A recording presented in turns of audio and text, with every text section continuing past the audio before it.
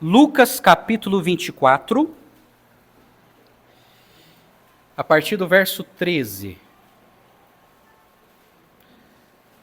Abram lá, meus queridos, vocês que estão aqui no culto, quem está assistindo.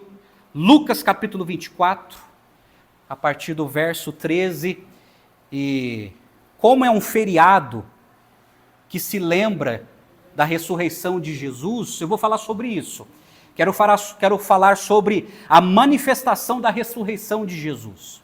Durante todos esses anos que eu estou aqui em Canoinhas, eu sempre preguei os textos clássicos que falam da ressurreição de Jesus.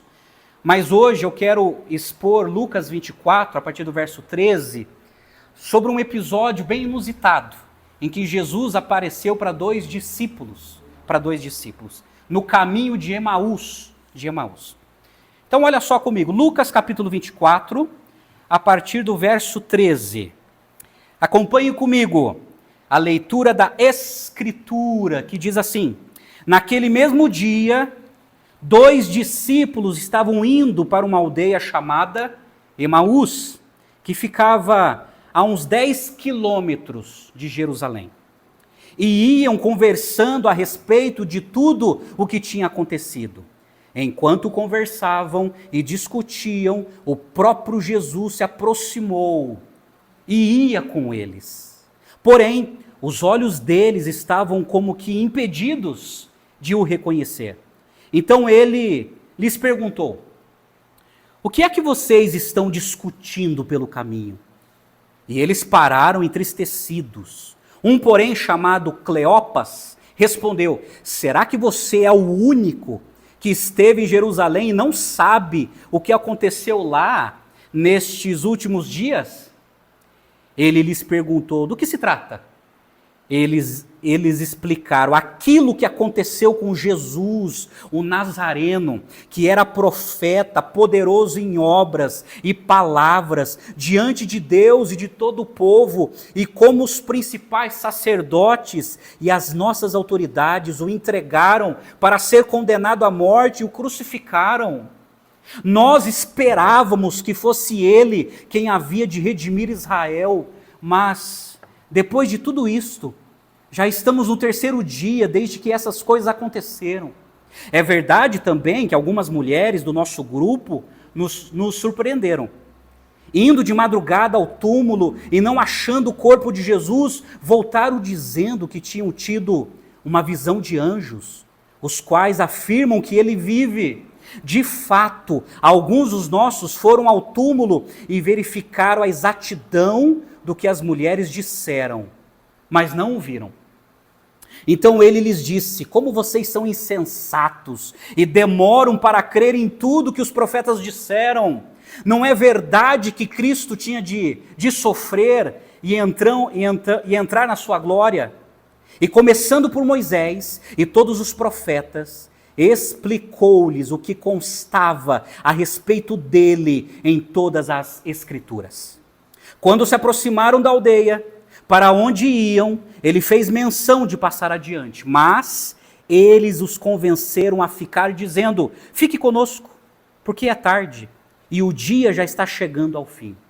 E entrou para ficar com eles. E aconteceu que, quando estavam à mesa, ele pegou o pão e o abençoou. Depois partiu o pão e o deu a eles. Então os olhos deles se abriram e eles reconheceram Jesus, mas ele desapareceu da presença deles.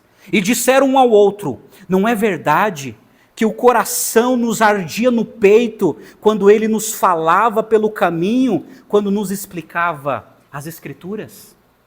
E na mesma hora, levantando-se, voltaram para Jerusalém, onde acharam reunidos os 11 e outros com eles, os quais diziam: de fato, o Senhor ressuscitou e já apareceu a Simão.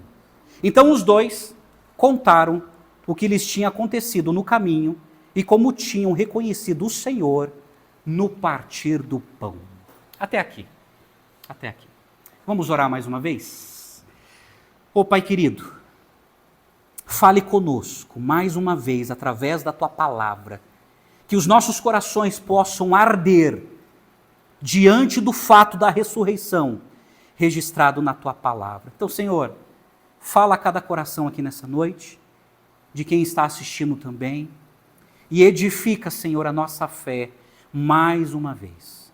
Nós oramos agradecidos em nome do Senhor Jesus. Amém e amém. Bom, na minha introdução, antes de fazer a exposição, eu quero conversar um pouquinho com vocês, perguntando o seguinte: o que é Páscoa? O que é Páscoa? Ou o que é Páscoa para você? Eu vou trazer algumas informações que eu já trouxe o ano passado, mas eu estou percebendo que é sempre bom, todo ano, eu trazer de novo essa informação. É muito bom, é muito importante que nós precisamos entender 4 pontos sobre a Páscoa, porque tem muita gente, tem muitas pessoas que não sabem a origem da Páscoa. Então, todo ano eu preciso trazer de volta essas informações para que possamos entender qual Páscoa realmente nós acreditamos. 4 pontos. Primeiro ponto, a Páscoa judaica. É a primeira Páscoa. A Páscoa judaica é uma festa judaica que vem da palavra pessar, em hebraico, que significa passar. Passar por cima. É uma referência à 10ª praga narrada no livro de Êxodo, quando o anjo da morte, ou o anjo do Senhor, ele passou por cima da casa dos judeus no Egito e não entrou em nenhuma delas para matar os seus primogênitos. Vocês lembram da história? Faraó não queria liberar o povo de Israel, endureceu o coração, várias pragas foram jogadas sobre o Egito, aí teve a última praga, a 10ª praga. Qual era a 10ª praga? O próprio Deus iria matar os primogênitos de todo o Egito. Então a palavra Páscoa significa passar, passar por cima. Foi quando o anjo passou por cima das casas. A razão é que os judeus haviam sacrificado um cordeiro por ordem de Moisés, espargindo o sangue do cordeiro nos umbrais e nas soleiras das portas. Então, o anjo passou e viu o sangue do cordeiro e não entrou para matar os primogênitos de Israel. Essa foi a ordem de Moisés. Se vocês não querem que seus filhos morram, sacrifique um cordeiro, passe o sangue nos umbrais e na soleira, e quando o anjo passar e ver o sangue do sacrifício, eles não entrarão para matar os seus filhos. Mas nas residências onde o anjo passar e não tiver esse sangue, o primogênito será morto. Então essa é a Páscoa judaica. Naquela mesma noite, olha só, que foi na noite de 14 do mês de Abib, que é o primeiro mês do calendário hebraico, os judeus saíram livres do Egito após depois de ter passado mais de 400 anos de escravidão. Então, gente, qual é a origem da Páscoa? A Páscoa judaica, que comemora isso, que relembra a 10ª praga, que relembra a morte dos primogênitos no Egito e que relembra a libertação do povo de Israel do cativeiro egípcio. É assim que começou a Páscoa. Moisés, então, instituiu a festa da Páscoa como memorial perpétuo do evento. Essa é a festa mais importante do calendário judaico até hoje. E naquela época se sacrificava um cordeiro que era comido com pães sem fermento, com ervas amargas, e tudo isso fez parte da lei cerimonial do Antigo Testamento. Então eles sacrificavam o cordeiro, tá? Eles consumiam aquele cordeiro representava um sacrifício. Eles comiam o pão sem fermento, o fermento naquele episódio significava pecado. Então eles comiam o pão asmo, o pão sem o fermento, e as ervas amargas era para eles degustarem e lembrarem da vida amarga que eles tiveram no Egito. Então toda essa culinária e todo esse simbolismo era para lembrá-los da Páscoa, que Deus, o anjo do Senhor, passou por cima para executar, para exercer juízo e para livrar o povo de Israel do cativeiro egípcio. Então guarda isso aqui, que vai fazer todo sentido depois. Esse é o primeiro ponto. Segundo ponto, a Páscoa pagã. A Páscoa pagã. Os coelhos se tornaram um símbolo associado à Páscoa em muitas culturas, especialmente no Ocidente. A tradição de coelhos e ovos de Páscoa remontam séculos atrás, quando povos antigos celebravam a chegada da primavera, o período da fertilidade, da renovação da vida e assim por diante. Os coelhos passaram a se associar à Páscoa por serem animais muito férteis e que os coelhos são capazes de ter muitos filhotes numa única gestação. Isso influenciou a tornar a figura do coelho como símbolo da renovação da vida e da fertilidade, que é um tema comum na celebração da Páscoa. Os ovos da Páscoa também se tornaram símbolo importantes da renovação e vida nova, e frequentemente eram decorados e trocados entre parentes, entre amigos e familiares, nas celebrações da Páscoa. Então olha só, os povos pagãos que não conheciam os judeus e que não foram evangelizados já tinham há século essa tradição com coelho e com ovo. Não com ovo de chocolate, porque o ovo de chocolate é uma coisa mais moderna. Mas os povos pagãos não evangelizados já tinham essa tradição de associar o coelho como símbolo de fertilidade.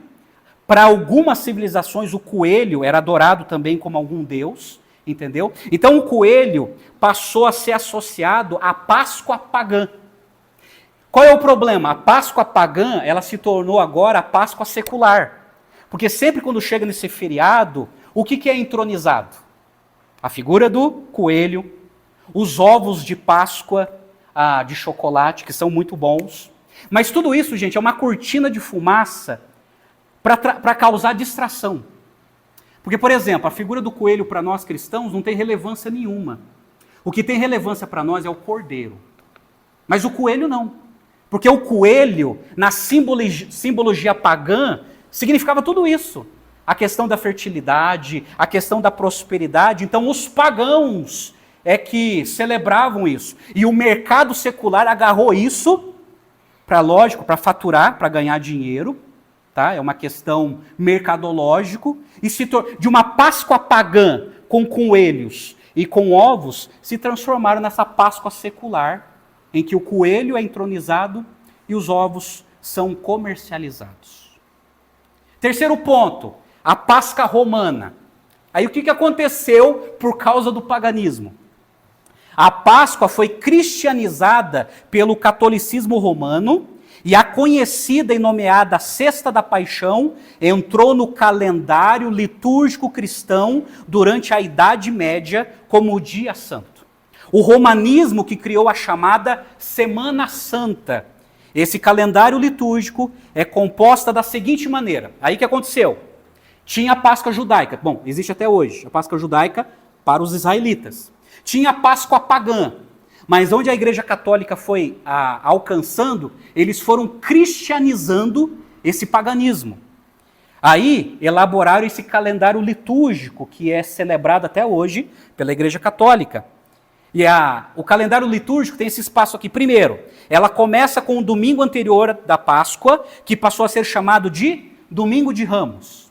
Então eles pegam aquela cronologia em que Jesus entrou em Jerusalém e ele foi aplaudido e recebido como se fosse um rei. E esse é o domingo antes da Páscoa. Segundo passo, depois tem a Quarta-feira Santa. Esse é o dia em que muitos católicos fazem a chamada visita às 7 igrejas. Isso aqui não está sendo muito praticado no Brasil, não. Mas a Quarta-feira Santa, os católicos, eles iam em 7 paróquias para orar e fazer reflexões. Isso era feito mais antigamente. Terceiro, depois vem a Quinta-feira Santa, que é conhecida como a Missa da Ceia do Senhor. É nessa missa que ocorre também o famoso lava-pés. Quarto, depois vem a Sexta-feira Santa, que os católicos celebram a paixão de Cristo. E muitas igrejas, aquelas que podem, fazem a procissão da Via Sacra, representando a Via Dolorosa e o sofrimento de Jesus. Depois vem o Sábado de Aleluia, que era uma missa com um clima de luto, acesa pelas velas. E sexto, então vem o domingo da Páscoa, dia em que a igreja celebra a ressurreição de Jesus. Então, gente, esse feriado, ele foi cristianizado. Então lembra aqui comigo, a Páscoa judaica, comemorada até hoje pelos israelitas. Tinha a Páscoa pagã. Aí a Igreja Católica cristianizou a Páscoa pagã. Aí a Páscoa que foi cristianizada foi secularizada de novo pelo coelho e pelos ovos de chocolate. Deixa eu falar uma coisa para vocês. Os reformadores, no qual nós somos designatários, rejeitaram todos os dias santos do calendário judaico medieval, preservando apenas o domingo para ser observado. Ou seja, as igrejas oriundas da reforma protestante, como a nossa, têm somente o dia santo que deve ser observado por todos os cristãos, que é o domingo. É por isso que nos 4 relatos da ressurreição, diz que Jesus ressuscitou o quê? No primeiro dia da semana. Então, por isso que eu falei que para nós não é novidade, porque todo domingo nós estamos celebrando a ressurreição de Jesus. Todo domingo. Então, para nós, assim, não é nenhuma novidade, porque nós já estamos ensaiando e fazendo isso todos os anos. Todos os anos estamos celebrando. Mas aí, 4º ponto. Eu falei da Páscoa judaica, a Páscoa pagã, a Páscoa romana, a Páscoa bíblica. O que a Bíblia fala sobre a Páscoa? Entendemos que a Páscoa judaica foi substituída pela ceia do Senhor, instituída por Jesus. Aí que está. Em Mateus 22, Jesus, comemorando a Páscoa judaica, ele celebrou a ceia do Senhor, substituindo a Páscoa judaica. Então Jesus ele participou de todos aqueles elementos, o cordeiro, os pães sem fermento, as ervas amargas, e aí ele pega o pão e o cálice, trazendo um novo simbolismo, uma nova aliança, e ele substitui a Páscoa judaica pela ceia do Senhor. Então entendemos que a Páscoa judaica apontava profeticamente para o Cordeiro de Deus que tira o pecado do mundo. Cada cordeiro sacrificado, cada cordeiro imolado, o sangue que foi aspergido nos umbrais, estava apontando no futuro para Jesus. E é interessante que a Páscoa judaica, Deus, ele já estava trabalhando a cabeça dos judeus para o futuro.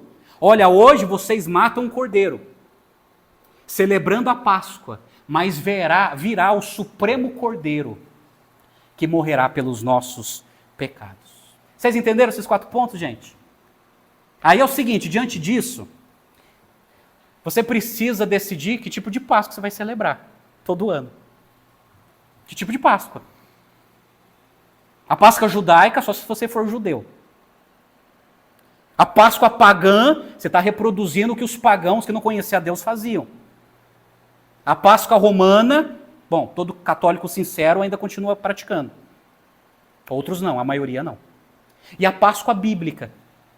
A Páscoa bíblica, nós comemoramos a ressurreição de Jesus. O que nos importa é o Cordeiro. É por isso que Paulo escreveu em 1 Coríntios 5, verso 7, pois também Cristo, nosso Cordeiro pascal, foi sacrificado. Jesus é o nosso Cordeiro. É por isso também que Paulo escreveu em Colossenses, capítulo 2, versos 16 e 17, portanto, que ninguém julgue vocês por causa da comida e bebida, ou dia de festa, ou lua nova, ou sábados, porque tudo isso tem sido sombra das coisas que haviam de vir. Porém, o corpo é de Cristo. Então a Páscoa judaica é sombra. A lei cerimonial é sombra, ficou para trás. O que nós praticamos agora é aquilo que Cristo instituiu. É aquilo que Cristo instituiu. Por exemplo, o pastor Charles Spurgeon, no século XIX, ele pregando no dia de Páscoa, na igreja lá no Tabernáculo Batista Metropolitano, olha só o que ele falou. Ele falou assim, num sermão: separar um domingo de Páscoa para uma memória especial da ressurreição é uma invenção humana, para a qual não existe mandamento escriturístico, mas fazer de todo dia do Senhor, um domingo de Páscoa é adequado àquele que ressuscitou bem cedo, no primeiro dia da semana. O que o Spurgeon está dizendo? Todo domingo para a gente é dia de Páscoa. Todo domingo para nós é dia da ressurreição. Amém, gente? Fez sentido? Então, olha só, diante disso, de todos esses fatores históricos do seu solar, você vai ter que decidir que tipo de Páscoa você quer celebrar. Que tipo de Páscoa você quer ensinar aos seus filhos. Ou vai fazer a confusão do coelho junto com o do cordeiro. Vai confundir a cabeça das crianças. Ah, não, é coelho, mas é Jesus. Igual na escola dos meus filhos. Tem professora que celebrou a ressurreição. Não, é Jesus. E tem professora, não, é o coelho. E a piazada tudo confundido. É Jesus, é o coelho. É a ressurreição, é o coelho. Aí nós vamos ter que decidir que tipo de doutrina ensinaremos para os nossos filhos. Aqueles que os pagãos ensinam ou aquilo que Cristo espera de nós? Mas deixa eu falar um pouquinho da ressurreição. Quando Jesus ressuscitou, durante os 40 dias que Jesus ficou com os apóstolos, entre a ressurreição e a ascensão, os evangelhos relatam 10 encontros de Jesus, em 10 ocasiões diferentes, cada um com testemunhas. Isso é muito importante. E houve 5 aparições no domingo da ressurreição. Olha só, 10 encontros, em 10 ocasiões diferentes. E 5 aparições só no domingo da ressurreição.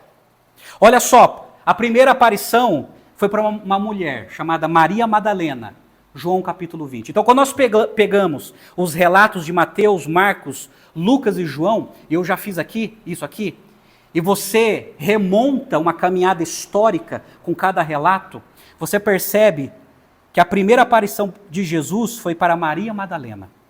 Segunda aparição foi às outras mulheres. Tem Mateus 28, outras mulheres, além de Maria Madalena. Terceira aparição, Jesus apareceu a Pedro, Lucas 24. Quarta aparição, Jesus apareceu aos 2 discípulos no caminho de Emaús, do texto que foi lido. Quinta aparição, ele apareceu para os apóstolos sem Tomé. Lembra da incredulidade de Tomé? João capítulo 20. Sexta aparição, uma semana depois, Jesus aparece aos apóstolos com Tomé.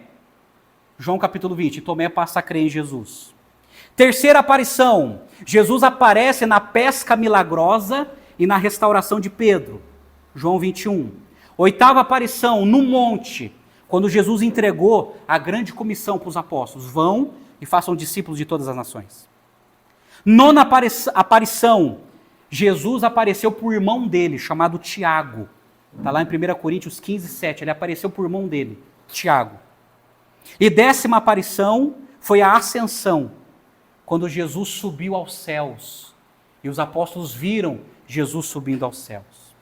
E vocês sabem que depois da ascensão, Jesus apareceu para Paulo, em Atos capítulo 9, na estrada de Damasco. Então olha só, quando nós pegamos esses fatos na Bíblia, isso nos mostra o seguinte: Jesus realmente ressuscitou. Mas deixa eu apresentar para vocês, muitas foram as tentativas de destruir as evidências da ressurreição. Deixa eu apresentar para vocês o que os céticos apresentam, o que eles falam nas escolas, nas universidades, as pessoas que não acreditam na ressurreição. Olha só o que eles dizem. Primeiro, eles inventaram a teoria do corpo roubado. Isso está lá em Mateus 28, a partir do verso 11. Foi quando os judeus, os fariseus, subornaram os guardas com dinheiro. E eles instruíram os guardas para que dissessem que o corpo de Jesus foi roubado. Por incrível que pareça, tem gente que acredita nisso até hoje. Tem filmes baseados nisso. Segunda teoria, a teoria da alucinação. Tem muito cético que diz assim: não, Jesus não ressuscitou não. Esse povo estava alucinado.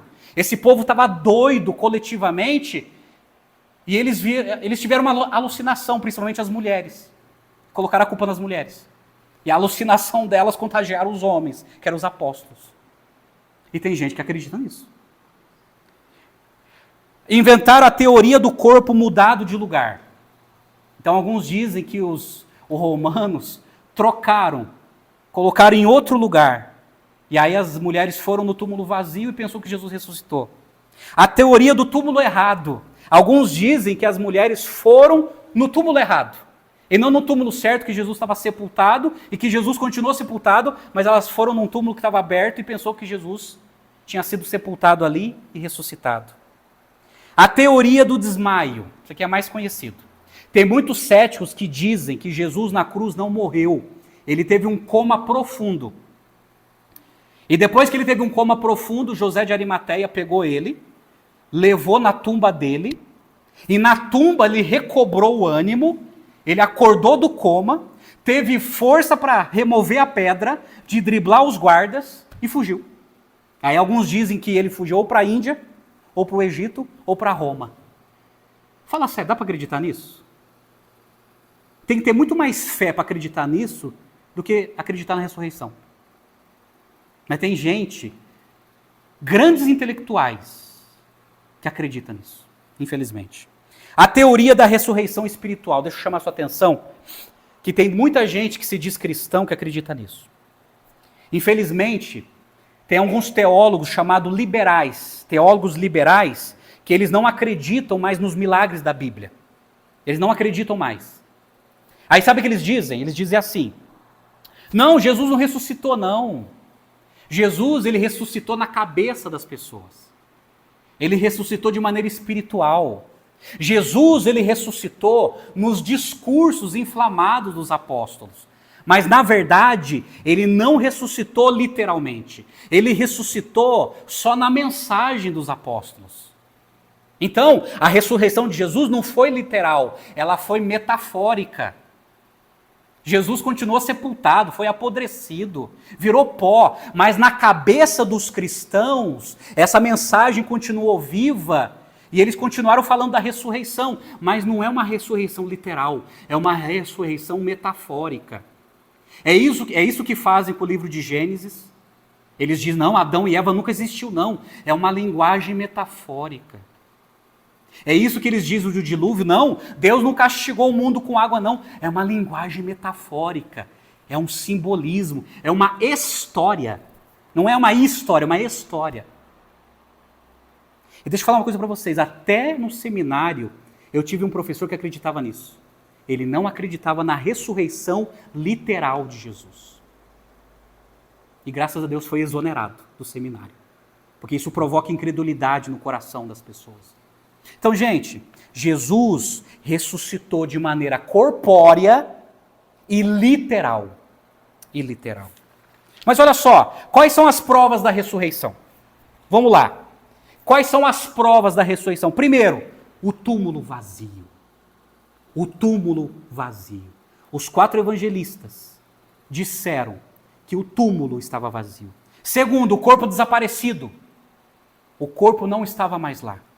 Terceiro, o lenço e os lençóis organizados. Aqui que está interessante.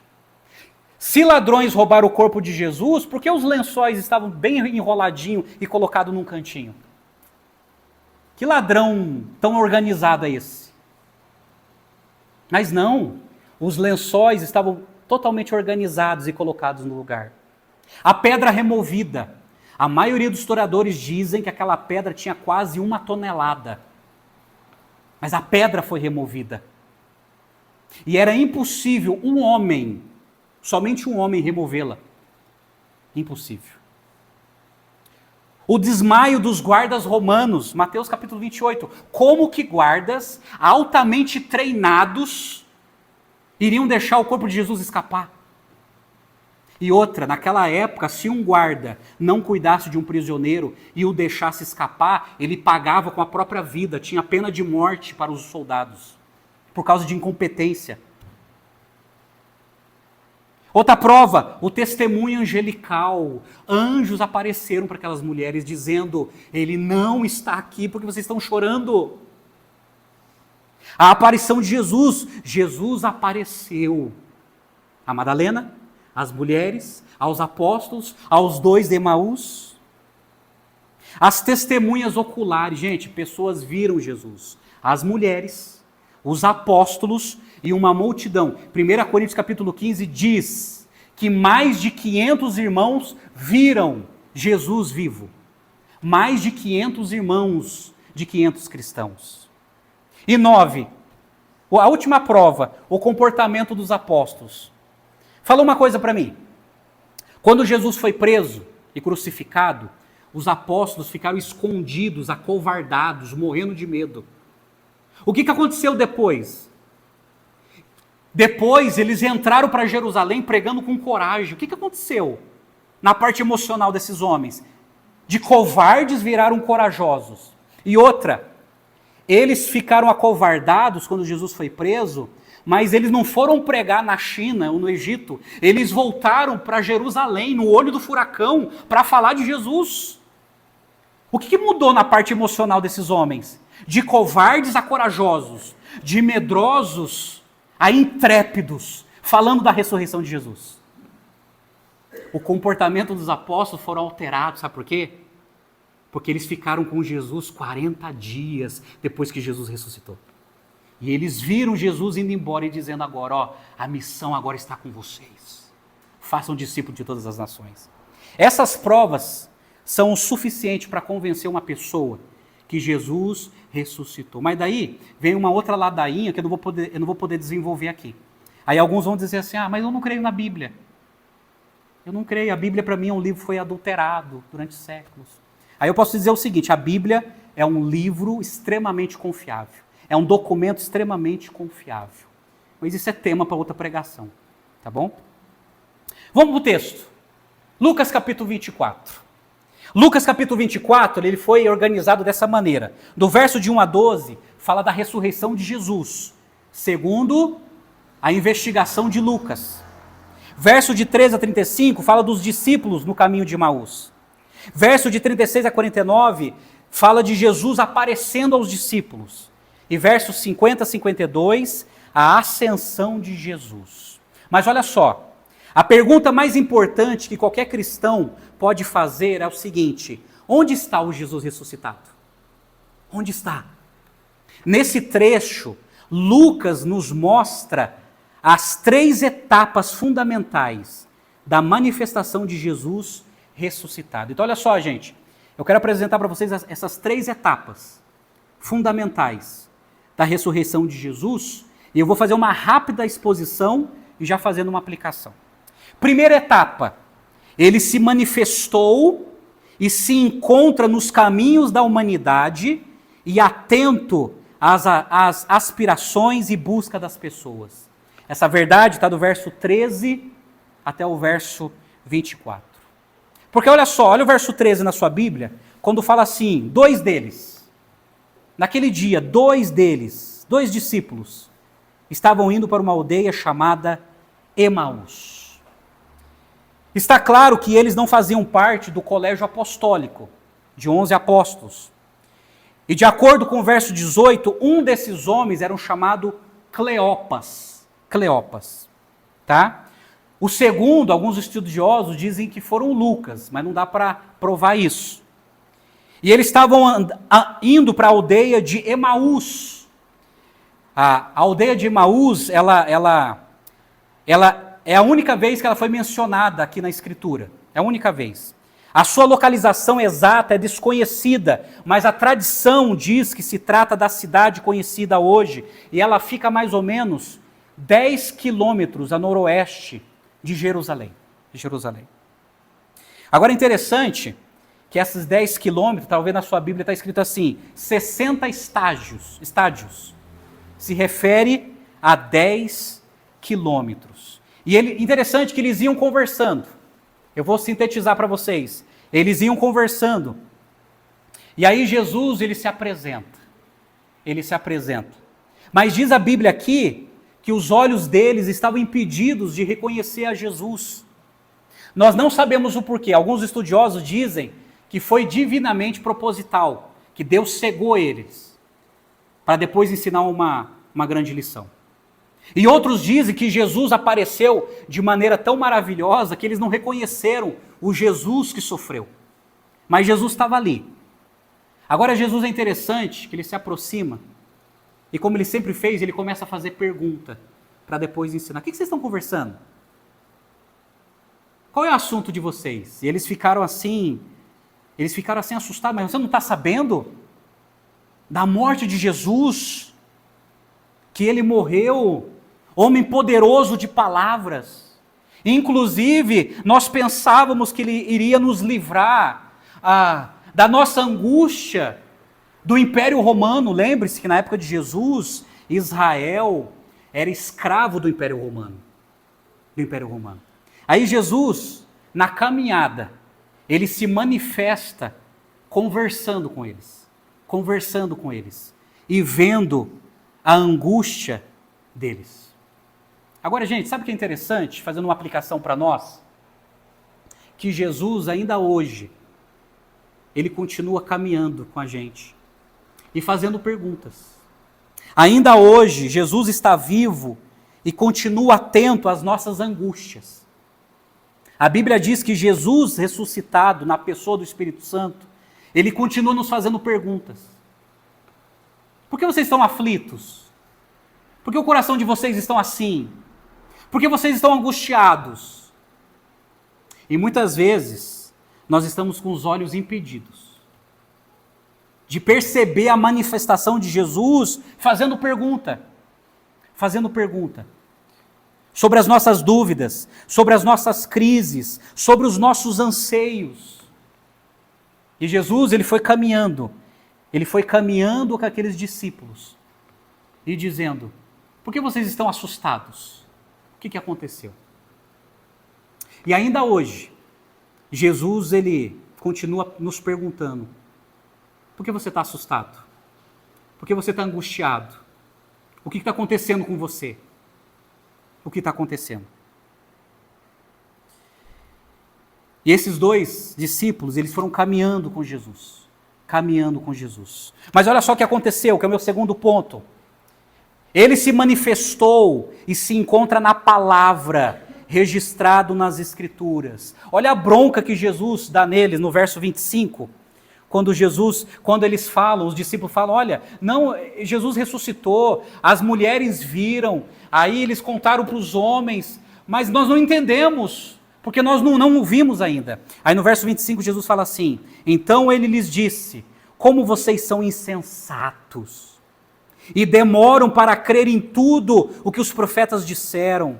Não é verdade que o Cristo tinha que sofrer e entrar na sua glória? E começando por Moisés e todos os profetas, explicou-lhes o que constava a respeito dele em todas as Escrituras. Está aqui. Jesus, ele se manifestou e se encontra na palavra, registrado nas Escrituras. Você quer saber se Jesus está vivo? Leia as Escrituras. Leia as Escrituras. Essa foi a advertência de Jesus. Mas como vocês são nécios, como vocês são devagar em entender as coisas? Será que vocês não entenderam o que a Bíblia hebraica diz? O que a palavra, o que Moisés e todos os profetas disseram sobre Jesus?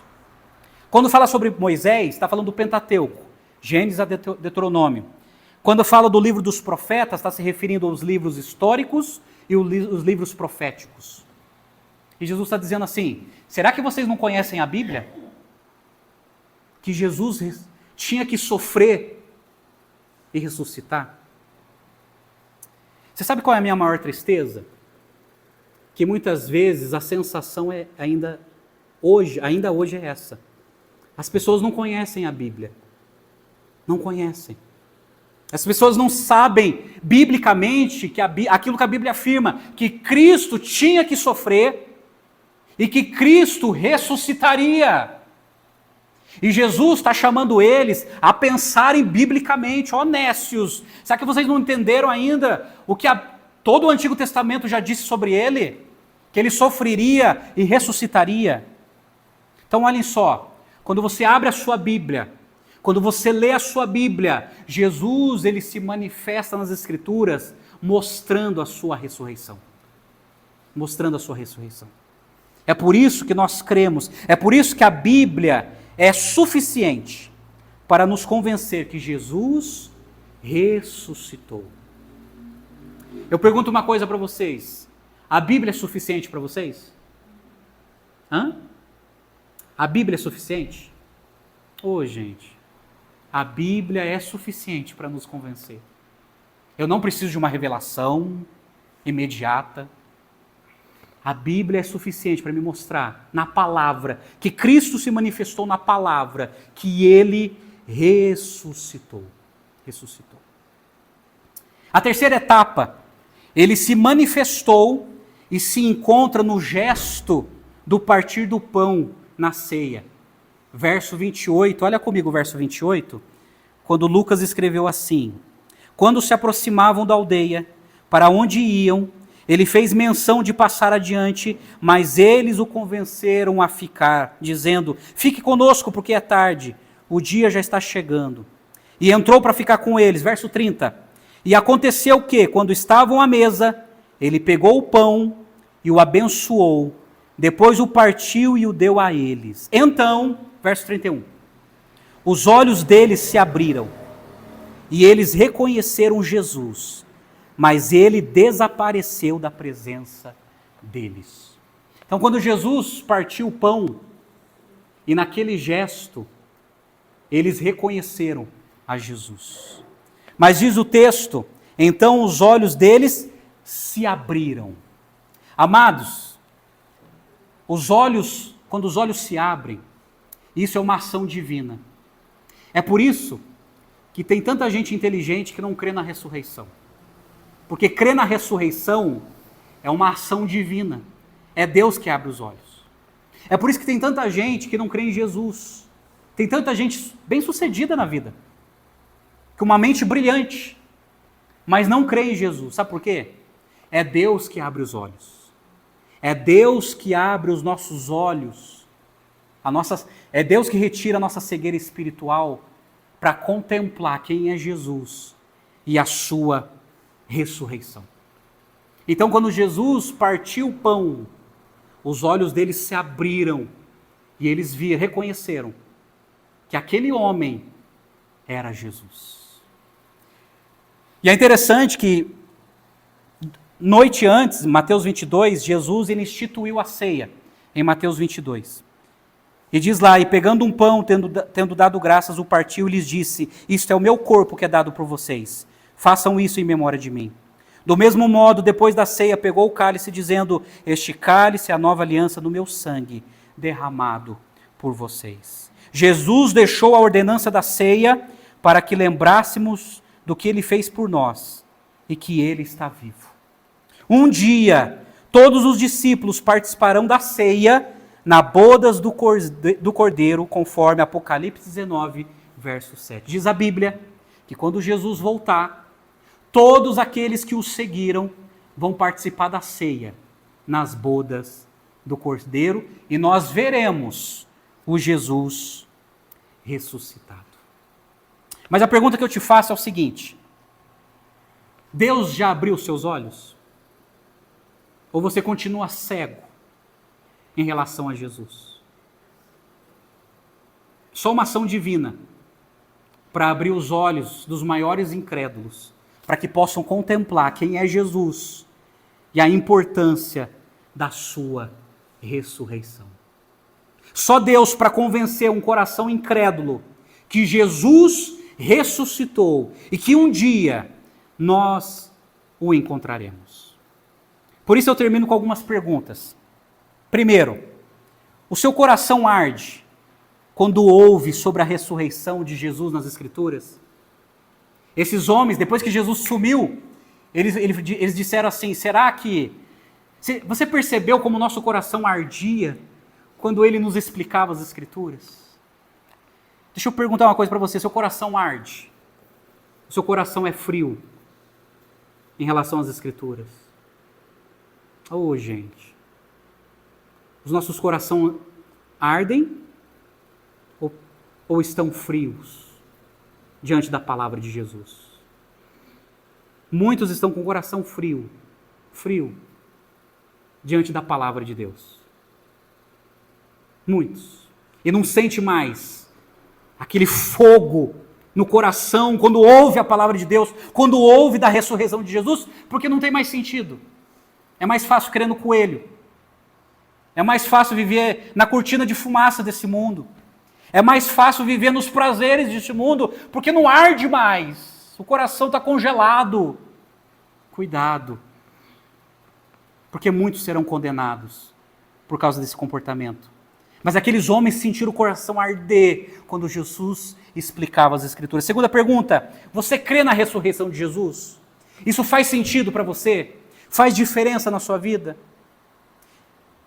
E terceira, que não é uma pergunta, uma afirmação. Ele morreu e ressuscitou para nos salvar. Gente, ele morreu assumindo os nossos pecados. Ele ressuscitou para chancelar a sua morte, que ele não continuou crucificado, ele não continuou sepultado, mas ele foi ressuscitado para que ele fosse adorado e lembrado e servido.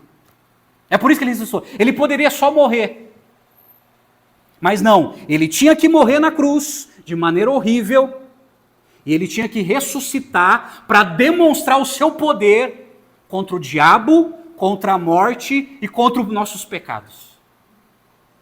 É por isso que Paulo escreveu em Romanos 4,25, o qual foi entregue por causa das nossas transgressões e ressuscitou para a nossa justificação. Jesus morreu e ressuscitou para tirar a nossa culpa e nos tornar justos.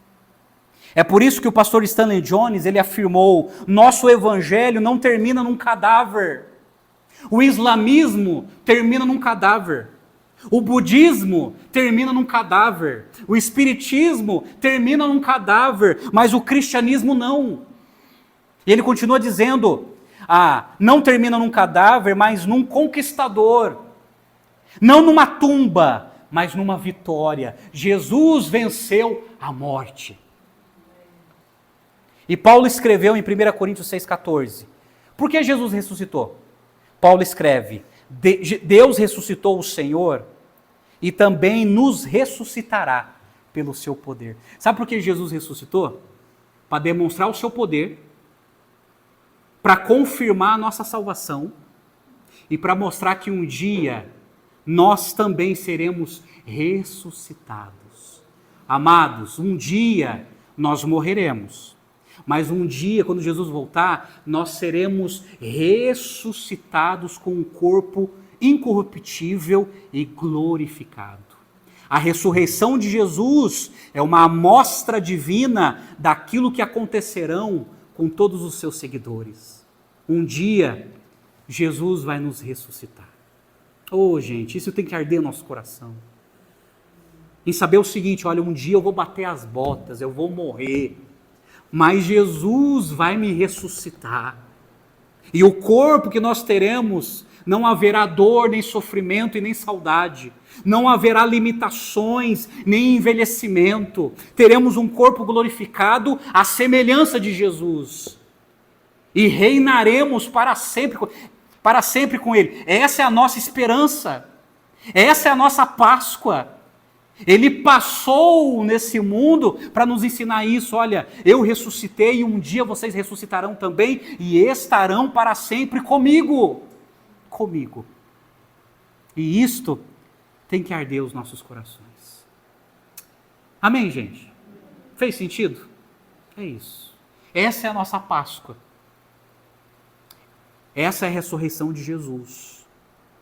Que isso possa aquecer os nossos corações a cada dia. E que isso venha nos animar a seguir a Jesus a cada dia, apesar dos problemas, apesar das aflições, apesar das perseguições que virão.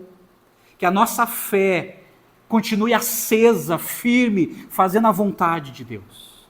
É isso que Jesus espera de nós. Por isso que Ele ressuscitou.